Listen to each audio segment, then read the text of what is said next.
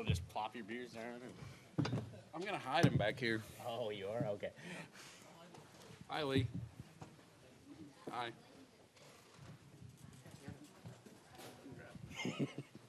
Beautiful.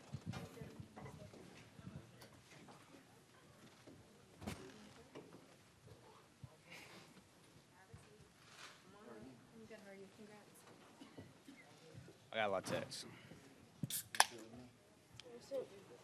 Got a couple texts. Cheers. Cheers, dude. Here's Sarah here.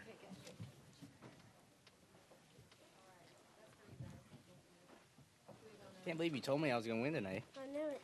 You did know He's it. paid up, though. He is paid up. Fair and square. He did. Very quickly, too. That was awesome.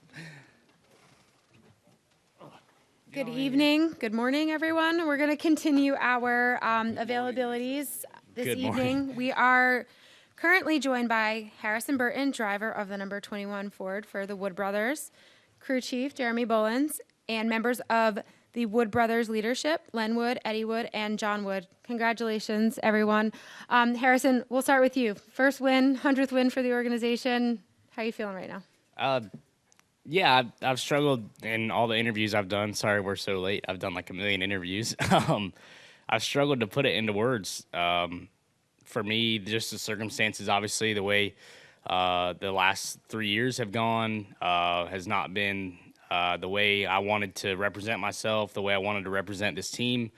And then to have the kind of walls closing in on, there's a definite end to my time to get to drive this historic car and then to find a way to win while those walls are kind of closing in, to me is really, really special. It almost makes the last 3 years worth it, but I would have much rather won before now. But it's just been so hard, and that's the way it should be. The Cup Series is really, really hard.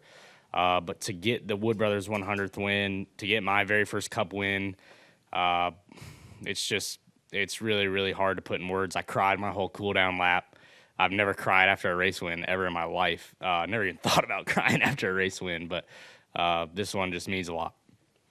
Awesome. And Jeremy, we'll go to you. Can you talk us through a little bit about tonight's race, strategy, anything you can share on how you guys got to this win? Yeah, I mean, I think, you look at speedway racing in general, there's always a little bit of a luck factor, right? You have to miss the wrecks. And, we've been on the bad end of that a lot. And, the odds are in your favor when you're at that point. So tonight, Harrison and Jason Jarrett did a great job of talking their way through the wrecks and missing everything. And, even the last one that we missed, we had the discussion on the radio of, did you flat spot the tires? I don't think I did, but I might have. But, we're in a spot where the only thing that mattered was winning. And so we took the chance of staying out and taking that gamble. And I'm almost speechless of sitting here thinking that I'm sitting at a table with Eddie Wood and Len Wood and Jon Wood and Bailey Wood and Harrison with the 100th win. So everything past that just doesn't really matter right now. And I'll open this one up to Len, Eddie, or Jon. Can you guys tell us what this win here means to your organization? I think Len would say a lot of money. I would say that's our 8th decade of winning NASCAR races. I think that's what I'm most proud of. Yeah, I mean, it's just beyond words, just like Harrison said. These races are so hard to win. It doesn't matter where they are, whether it's short tracks, road courses, speedways, whatever it is, they're hard to win. And, I don't really have the words I just want to thank everybody that supported us, Harrison he done such a great job tonight. I mean, missing those wrecks, it just seemed like, they run a little while and then, have another crash. And he was so close, just a matter of, I'm not even going to say an inch. That one wreck, the early one seemed like about like a quarter of an inch, but it just means so much to our team to finally get that other win. And I'm looking forward to putting, we've got a wall in front of our museum that's got 21 winners. That's 21 different drivers that's won races in our cars. And I get to put him up next week. But yeah, Tomorrow, maybe. probably tomorrow. It is tomorrow. Yeah, it is tomorrow. Today, yeah, today. I'll just say, like, the irony, we sat in these seats, I don't remember, maybe 2016, when we didn't get a charter, and we were talking about it, and it was the lowest point of lows. And we had to do it. We had to come here, face the music, and say, I think we'll be okay. And we are. You're going to make me cry. And I don't cry. You know, that's the part that's just so surreal in this, is sitting in the same seat and thinking of where we were and where we are now. You know, you go from the lowest of lows to just on top of it. And I don't know what else to say. I mean, it's like John said. I mean, the people that supported us for years, you know, Ford Motor Company, and I mean, there's so many things in you guys' life, everybody's life, that one phone call or one place you happen to be at a certain time, you know, timing is everything, they say, but you know, there was a phone call from Edsel Ford back in 2008, and we were really struggling, and he said, I'm going to have a gentleman call you tomorrow that's going to help you. And that man's name was Jim Farley, who is now the CEO of Ford Motor Company. So that's how far back things go. You know, our family has raised Ford Motor Company products since the beginning, 1950. And I think that's one of the most things I'm really proud of. And I'm proud of this young man right here. Well, congratulations to all of you. We'll go ahead and open up for questions. If you have one, please raise your hand, and we will get a mic over to you. We'll start down here with Zach and Cameron and Bob, and we'll keep going from there. Zach Sterniolo, NASCAR.com. Congratulations to all of you. Eddie, I'll start with you, and maybe for John as well. But what do you see from Harrison behind the scenes that the general public is oblivious to? The work and effort that he puts in that has led to this moment. Yeah, I mean, I know all you know Harrison, but Harrison's the type kid, when you see him, you want to hug him. He's just a good kid, and you know he's like the rest of us. You know, he's been beat up lately, and for things to turn around like this, you know, and he did a great job tonight. I mean, that last restart, he outrun Kyle Busch. Yeah, he earned this one. I don't know whether you know that or not. But he outrun Kyle Busch, and that's a day's work right there, because you know he's a two-time champion. I said something a while ago about, I was talking to Jeff, winning this race affects so many people in a good way. I mean, it just helps everything in every direction, and I'm just honored to be in this room with you guys. Yeah, I mean, you can't help but pull for him. Like, that's the thing about Harrison that I think a lot of our fan base just doesn't see. And when you're running bad, you don't get a lot of coverage. You don't get the chance to have that exposure and opportunity to show people who you are. And this is a great time to do that. And you see the real Harrison sitting here, and we're so stoked to be with him. And it's, again, you just can't help but want the best for him. He's not like most of them. Yeah, I want to chime in here. Like this, the question wasn't directed at me, but I've probably worked with him closer than anybody up here for the last, I don't know, however many races. And, you know, we've not performed like we want to, and neither one of us, right? Our expectations are much higher. It's not been the year we wanted, but nobody's quit. Nobody on the team, certainly not Harrison. And I will sit here and tell you that, you know, I've worked with a lot of drivers over the years, and some guys are quicker than others to point fingers when things aren't going right.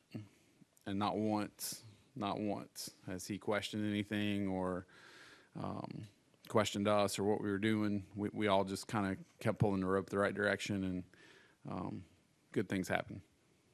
Thank you for that. And Harrison, understanding the history of this team, the drivers who have won for this team, knowing that your face is going to be among them at the Wood Brothers Museum as well, has any of that set in for you? No, not at all. But what's special is what all these guys just said to me. I mean, yeah, it's been like they said, we haven't performed the way we wanted to, but I try and show up the same way every day, like we have a chance to win the next weekend, because you do. I mean, it resets every weekend. How you finish last weekend doesn't matter this weekend, and the way our format is, I knew, especially coming to here, Darlington, and now Atlanta after that. Now that we're in the playoffs, those are all great racetracks for us, and great racetracks for this race team, and you just don't quit. I mean, yeah, it means so much. Especially when I was the first year, I wanted to be so badly with those guys that were up on the wall, and I still did, obviously. But to go through what we went through, to go through what I've gone through, doubting myself, doubting everything. I mean, I didn't know if I wanted to do this anymore at times. I mean, it's so hard, and when you get kicked in the teeth over and over and over and over again, you really find out who you are and why you do what you do, and it's for moments like this that you just can't put into words, and have all these people next to me that still were believing in me, still were trying every weekend to try and put their best foot forward so I could put my best foot forward. It's just really, really special, really, really cool. And so, like I said earlier, when the walls are closing in, I think we won the 100th Wood Brother win in the most Wood Brother way possible. I mean, we had been down and out, and we came back swinging, and we're going to continue to do that until my time here is up. And, I know these guys are going to continue to do that in the future as well. We'll go to Cameron, then to Bob. Cameron Richardson, NASCAR.com. Harrison, you, Todd Gillen, Austin Cindric all came into the Cup Series together. Off the track, you guys seem like a pretty tight-knit bunch. Given the successes that they've had this year, especially with Cindric winning at Gateway, just how much more does tonight mean, given, and how important is that friendship to have, given that you guys are still trying to prove yourselves, and but now you all can share your successes together? Yeah, it's been pretty special. It's pretty rare you get a group of friends like that, especially as competitors. I was the best man in Todd's wedding. Cindric's not married, so I wasn't that yet, but I don't know if I will be or not. But those guys were the first. Todd came and hugged me on the front straightaway. I think Austin almost blew up his engine, revving it next to me and fist pumping. And we had dinner actually in Michigan during the rain delay. And we were all sitting there, and we were like, very selfishly, all of us were thinking it was us, right? But we were all saying, the winner of the Daytona race is sitting at this table, which is ridiculous that it worked out that way because the odds are so slim. But that was pretty cool. And then this little dude right here who's asleep told me all day over and over and over and over again that I was going to win and that today was my day. And so it was just cool how, sitting through the restart, you're thinking about that. Like, oh, I guess the other guys are kind of towards the back. I got to carry it for the friendship and carry it for him who told me I was going to win. So it's pretty neat. We'll go to Bob, then Anthony, then John. Bob Pockers, Fox Sports. Harrison, did you have confidence in yourself going into the final restart, or Damn 'cause right it's not he really, Yeah. not really a position that you've been in. So, we've heard other guys say, "Man, I gotta learn how to win again." Yeah, I did. I've been really fortunate and won a lot of races when I was younger at New Smyrna Speedway and been racing. I remember racing Ty Majeski every night and having to beat him and looking over and thinking, he was older than me and he was going to be better than me on this restart and finding a way to beat him. And him in a Super late model, he's really, really, really, really hard to beat. And then you look at Kyle Busch in a Cup car next to you and think kind of the same thing. And so you just have to rely on the film you've watched, rely on the situations I've been in. I've been fortunate to lead races at this racetrack. make mistakes at this racetrack, and in situations that, yeah, I mean, I had a chance to win, but not like tonight when you have a restart on the front row with a green white checkered. And so I kind of just relied on that, and relied on, just the opportunity, and just focus in the moment on really getting my side drafts right, and keeping Parker Retzlaff hooked up, who, by the way, in his second Cup race ever, I think, did one of the best jobs I've ever seen pushing. He had me crossed up a few times where I was sideways out of control. And I could tell even through the restart, he gave me space enough to where I could gather the car and then push me again. And you see a lot of guys just kind of run through you in that moment, especially at the end of these races. So huge hats off to him. I owe him, I don't even know how old he is. I'll owe him a beer, I guess, if he's old enough or what. But he did a great job for sure. And obviously, you haven't announced what you're doing next year. A lot of talk potential could be in any of the 3 national series. Were you looking at these last 12 races as not knowing whether you'll ever be back in Cup again, or do you look at it like, I know I'll work myself back and I'm not going to put the pressure on myself. I've got to win in these next 12. I mean, yes and no. I mean, you never know when you have a chance to drive again. You never know when you have a chance. Could all fall apart tomorrow. This is such a privilege to do every weekend. Even, if you run in the Truck Series or the Xfinity Series or late models, it's just such a privilege to get to drive a race car. And I get the privilege to drive the number 21 for Wood Brothers Racing. And, that to me is all you need, right? Like, I've had a chance to do that for 3 years, to work with these guys for 3 years, learn all I can. I'm confident in myself as a driver that I can do things when I'm, at my best. And tonight I feel like I was at my best, and, I feel like it worked out, and obviously we got fortunate at times too, but, when the chips are down, we all did a good job, and Jason Jarrett, my spotter, did a good job of making things work out perfectly. We'll go to Anthony, and then we'll make our way this way. We'll go to John and Kelly and Deb. Anthony Damcott, frontstretch.com. This question's really for any of you on stage, but I'd like to hear Harrison's thoughts. The Wood Brothers and Daytona is such a winning combination.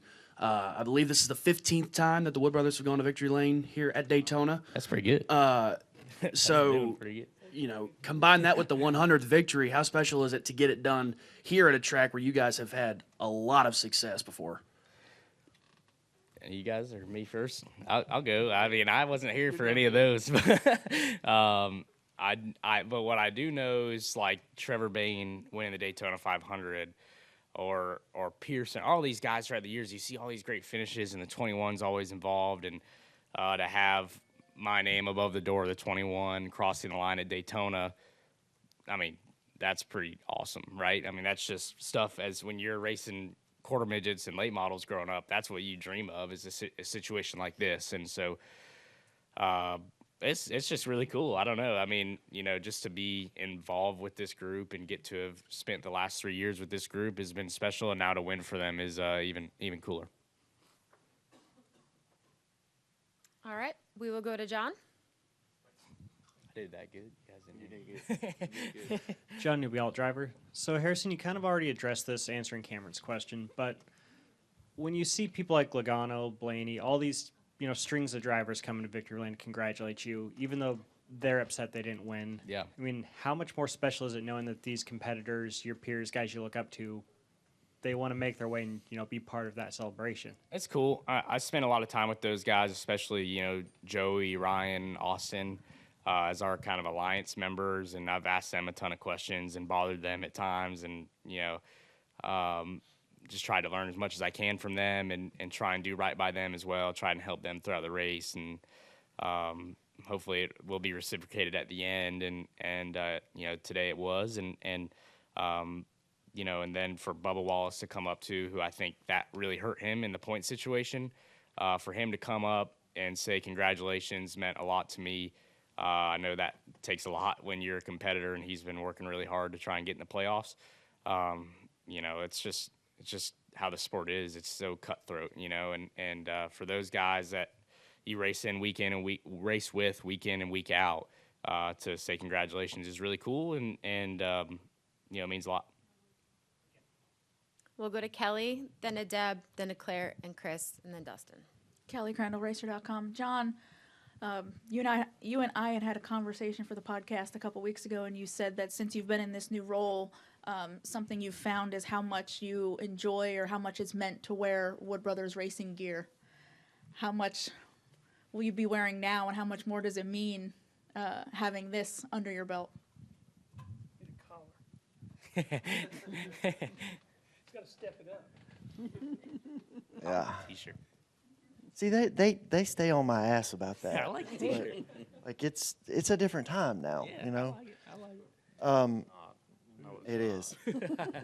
Agree to disagree. You see that? I saw that. You know, I find myself wearing this stuff like a hat. Like I don't even wear hats, and it's like I'm now a part of this. And like I talked with you about in the podcast, it's this win in 2017. I would have been in that back corner, looking at my watch. How much longer is this going to take?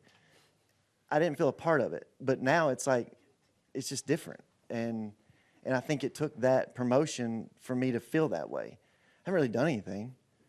I mean, I'll take the credit for it, and the change in leadership's what brought us here. But I mean, the truth is, I haven't done anything. But yeah, I mean, we had a big. It was like therapy when I talked to you. But yeah, I'm really proud of these guys, and I'm proud to be a part of it. We'll go to Deb. Deb Williams, Auto Week. Jeremy, this is for you. When we were here in February on Media Day, Harrison told us that you had taken him aside and told him he needed to take more of a leadership role this year. How have you seen him mature this year as a driver and as a person?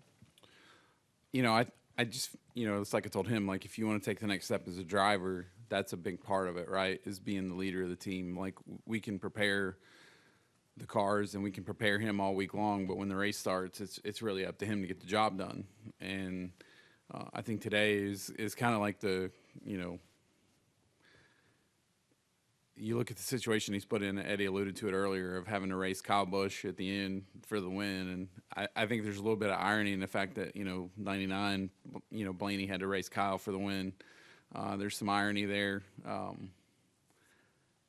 And to see these guys, these young kids, step up when they get that opportunity, that's really what that means, right? Is trying to, you put yourself in that situation where you have to be, you know, I can't help him at that point, right? We've done all we can do. He's got enough fuel. He's got good tires. Like, he's on the front row. I can't help him. We're not doing anything. We're a spectator like everybody else. And for him to step up and get in the position to do what he needed to do to win the race, you know, that's what becoming a leader is as a driver. And, you know, for him, it's just part of the process of growing and maturing and learning the things that, you know, once you learn how to win, once you figure out what that feels like and what it took to get there, it gets a lot easier for these guys, I think, you know. And Eddie told me when I started in 1999 that you never know when you're going to win the next one. So, you know, for him, you know, you got to savor the first one and work your butt off to get the next one. Okay, thank you. And Harrison, how would you, from that day here on Media Day in February, how would you evaluate yourself as maturing and the change you've seen in yourself? Yeah, I mean, if you told me then that I would be in the playoffs and have a race win, I'd be like, sweet. So that's cool. But as a person, I've just grown a lot in the hardship, and that's where you grow as a person, is when things are hard. I've just had to, more times than I want, I've had to go to the shop and look at a mistake I made on film, or look at a move I missed on film, or look at you know, a wreck I couldn't control or whatever, and just all these things that seem to add up and add up and add up. And then you know, this is going to be cool on Monday to go to the shop and be the race winner. I mean, that's really, really cool. So for me, I think I've grown a lot in that hardship, found out a lot about myself, found out what drives me, what makes me want to do this. And it's not necessarily the moments like this. I think it's the moments that lead up to this, the relationships I've formed with guys like the people at this table, the guys that work on the race car, the management at the Wood Brothers and at Team Penske, our alliance partner, I've made a lot of great friendships, and that means a lot. And to kind of find a way to come through for those guys is really, really, really cool. We're going to go to Claire and then to Chris. Claire B. Lang, a couple of moments of chaos during this race, obviously two big ones. You get to the end of the race, Kyle Busch is in the race, you're looking at him. In your mind, right, do you have to force yourself to think what a big moment it is, force it out of your mind? You see that you can win at Daytona, a huge win for you. What are you thinking? Yeah, I think the red flag was kind of nice, really, because I got to sit there and kind of work through that and work through what I wanted to do, what I needed to accomplish, what I wanted to do on the launch. If he did clear me like he did, what is my next move? What is my move after that? So I could kind of put a game plan together of, cover the bases, right? And obviously there's split-second decisions you have to make that are not scripted, right? But I could kind of come up with my own little game script of, okay, I want to do this to Kyle to slow him down if we're side by side going in turn one, or if he clears me, I need to get back to Christopher to pull him apart from Kyle so he doesn't have forward momentum and we don't get 3 rows back. And I was able to work through that, and it just made the last lap slow down until off of turn 4, and I was like, oh shit, I'm leading. It worked. That's cool. And then I had to make a few big blocks, and sorry for cussing, but I had to make a few big blocks, and just at that point, it's just you have to do it, right, or you're not going to win. And Jeremy, under the caution, told me about having to make the blocks that you need to make to win these races, and I got to make one of those, and it worked out, and it was sideways across the line doing all kinds of crazy stuff, but it worked out good, and we got the win. And at the end of it, is there ever that moment you're like realizing you're going to do it, or do you really not do that till after? I didn't do that till I crossed the line. First off, you can't count out Kyle Busch, right? And Yeah. I was thinking, trying to put myself in his shoes of what is he thinking, what is he trying to do to pass me, where is his help with Christopher and all that, and once I made the block and like pulled across his nose and kind of took all his energy by making a late block, to where I obviously almost crashed, but that was what I needed to do to kind of take the energy away from him. Then I thought I had kind of done it, but until then I had I wasn't feeling comfortable out there, that's for sure. Congratulations. Thank you. We're going to go to Chris and then over to Dustin. I want to open this question to, and Chris Gollin, News Daytona Beach. I want to open this question both to you, Harrison, and to whomever in the woods would care to weigh in. So it seems like the common thread between you, Harrison, and the team is that this is a big family thing. Harrison, for you, your dad got to call your first win, and he got to run down there and give you a hug. And Did you actually call it, or were you quiet? He's quiet. He keeps doing that. I won an Xfinity race, and he didn't say a dang word other than that he felt bad for Noah that I passed him on the last lap. What is that, dude? Like, you can be excited. It's okay. But no, I'll let you This finish. is what Sorry. you call Harrison's opportunity to get back at Jeff. Yeah, he's That's quiet. He has no microphone. I have a microphone, but but yeah, you got to have that incredible moment with your dad that almost no other drivers get to have. Yeah. And then for the Woods, you guys just climbed a heck of a mountain in NASCAR history as a team. You just put a huge milestone with all the history with this team. So for both you, Harrison, and for the Woods, I would love to hear, how does this resonate differently from other wins that you guys have had in your careers because of that strong family aspect? yeah, I guess I'll finish on my dad without making fun of him. He's been there for me. He's called me when I don't want to answer his phone call after a bad race, and talked me through what I need to do, how I need to handle things. He obviously, raised me, and my mom as well. Both raised me to be the guy that I am today, and I'm proud of that. Off the racetrack alone, and then to make the nights that my mom spent on the road quarter midget racing with me while my dad was cup racing, to make the effort that my dad took away from his cup racing opportunity to help me and quarter midgets and late model racing to make that worth it to win at the cup level. I mean, I've been told by him that he's not basically proud of me based off of whether I win or lose. It's how I handle myself and what I do. But for me, winning is way better than losing. So, you know, it's just cool to make that for them seem like it paid off. And for me, all those nights that I spent working and thinking and watching film, and my fiance Jenna watched me sit in the motorhome all day while she was bored out of her mind watching different Daytona races and how they ended. That's all I watched today, was how these races ended and what the people had to do to win. And it's cool to make that all worth it. And anyone from the Wood brothers, I was wondering if you guys wanted to touch on that too. Basically, I mean, it's like he said, winning at Daytona, there's nothing better than winning at Daytona. And we start our season out here with the biggest race of the year, and Daytona's my favorite track. So winning here is bigger to me than just winning somewhere else. It's just special. Our dad raced on the beach, actually on the sand, and that was almost 75 years ago. I think he ran the first race he ever run on the sand was in 1953.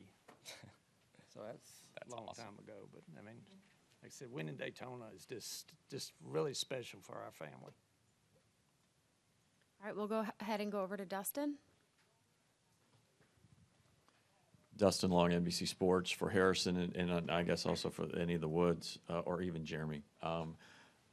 Look, you guys have gone through a whole lot here in the last 2 hours, and I'm sure there's just a rush of things that have taken place. But when things settle down, whether it's 2 weeks, 2 months, 2 years, or whatever, of all the things that you're experiencing here in the last 2 to 3 hours, what are the things that you hope that you remember, that you hope you never forget and are able to take away? Because no matter what, even for the Wood brothers, race win 101, 102, 103 is never going to feel like this. And Harrison, even if you win the Daytona 500 next time, it's not going to feel like this. What are the things that you hope that you remember from this night? I hope I remember the feeling when you cross the line and you win. I hope I remember that like I said earlier, for the first time in my life, cried after I won.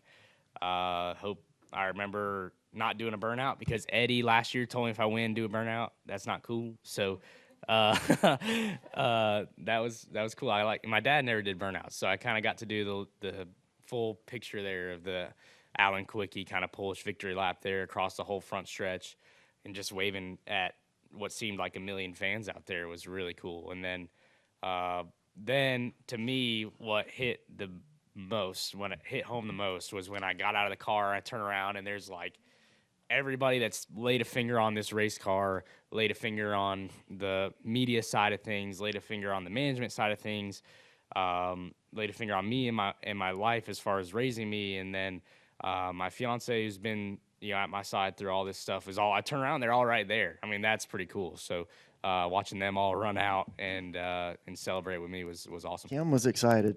I can only imagine. She was pumped. I hope the pit box is okay. I'm sure you I've banged a never lot of seen things. anybody twist themselves up the way she can contort at these intense races. And Jeff is just so, like he is right now, just it's such a contrast between the two. I don't know. We'll believe you on it. I mean, the thing for me, like I'm sitting here thinking like how bad I feel for the guys on the airplane that are waiting on us. Oh gosh. But the reason that this is happening is because so many people appreciate what these two have done for the sport, and they've just been here for so long and formed all these relationships that it just feels like it doesn't ever end.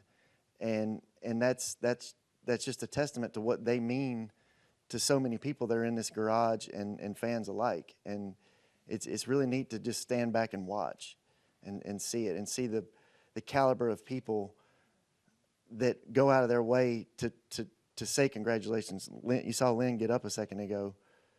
That was Jim France that called him. And, I mean, who bigger to get a phone call from? I'm sure that's why he ran over there and took the call. Jim Farley is called. And Jim Farley, too. Like, those are that's a – but to them, getting a call from them is the same as anybody, one of the longtime fans in Stewart, same thing. Like, they treat everybody equally. And it's really just it's something to sit back and watch. It's really a neat experience. All right, I know it's late. We have a few more questions. We're going to go up to the press box and see if they have anything. Press box, do you guys have any questions? No questions from the press box. I thought this was a press Thank box. you. Grace of God. We will come down here to Jerry. We'll go in the back to Jordan, and we're going to wrap up here with Zach. Jerry Jordan, kickingthetires.net. We all know Kyle Busch needs a win to continue his, career seasons in a row. You've raced for him in the past. He said there was a right way and a wrong way to beat you, and he wasn't going to do it the wrong way. What does that mean to you to have that respect from a guy like Kyle Busch? Yeah, it means a lot. I mean, for a guy like Kyle Busch who has been, through what he's been through this year and kind of similar story where his expectations were higher than where their year has been. This was a chance for them to turn that around the way we did tonight too. And he could have very easily wrecked me, I think. I mean, I wasn't in his shoes, but I was pretty sideways. So, for me, it means a lot. Kyle, I think, has done a lot for a lot of young kids' careers. And so, for him to race me the right way when I'm the guy that is, low in points and if he wrecked me, I don't think people would really look twice about it, right? Like, it's just the way these races have gotten. And he did things the right way, and I think that means a lot for him as a person, and it's cool, for sure. We'll go in the back to Jordan, and then, go ahead. I just want to say that every Tuesday night at Millbridge, the little go-kart track, I sit with Tom Busch, which he's the only guy that's got a blanket to sit on. So, you don't get dirty. But I sit with him every Tuesday night. And when I see him this coming Tuesday, I want to tell him how proud I am of Kyle, the way he raced Harrison. That's the way you're supposed to do it, and they did it. Go ahead, Jordan. Jordan Bianchi, The Athletic. This question's for John, and then anybody else who'd like to chime in. John, you said you were there in 2017, and you kind of took this in, and you've taken on a bigger leadership role over the last several years, the new appointment this year.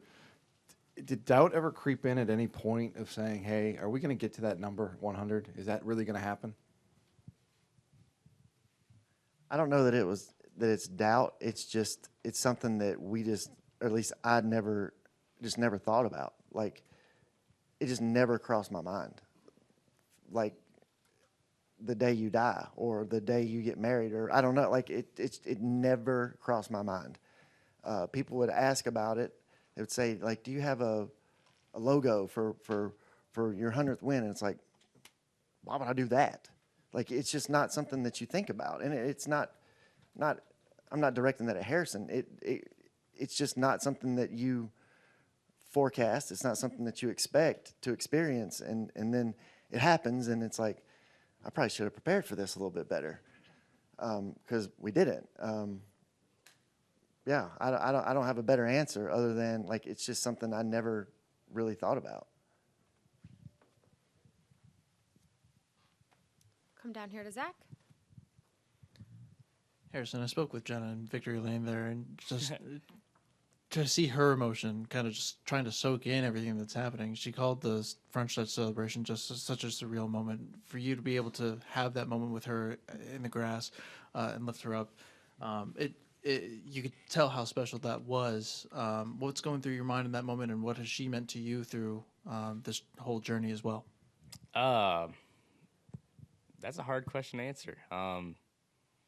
I think I look back at just the things that I've done. She's videoing me, so I gotta say something good. I look back on the things that I have screwed up at, or the things I haven't done right. I always try to do right, and I always try to do the right thing, and just even the way my Cup career has gone, and I've never had someone that's been committed to me the way that she's been since we were 15 years old. We've been together from really forever for me, in my entire high school, her entire college. I didn't go to college, but her entire college. We've just been through the failures, been through the success together, and she never has changed the way she looks at me because of my finishing position, or because of good or bad. She just, first off, when we first started dating, she didn't care, and now that we're engaged, she's invested in me, and she helps me, motivates me to do the right thing, and to share that moment with her is just amazing. Yep. All right, and go ahead. Best way to celebrate is just go ahead and get married. Yeah, that's what I've been telling her that all day. Yeah, I know. You guys told me that in the off week too. For sure. And with that, inspection has cleared. You guys are officially the winners. I was going to say, Pockers, you can go ahead and tweet that. We're good. Bob ain't listening to you. He's busy. There you go. That's right. Tweet it. Tweet it. Thank you all for your time, and congratulations. Thank you. Cool. That's good. Lee, who's leading? No kidding. Yeah, I've been trying to figure out what it is. It's champagne, Coke, and sweat. It's not good. I'm so ready to change. The amount of Coca-Cola that people just lifted and poured down my shirt. All right, I got it all over me. Back to prior engagements here. Okay, thank you. All right, let's go home. We've got 2 more sit down. Taylor, are we done? You guys are good. Are they going to be pissed at us? No. They're going to be pissed. All right, let's go. The plane's waiting. Okay, he's got to use the bathroom. I'm sure it is. I tried. They wouldn't do it.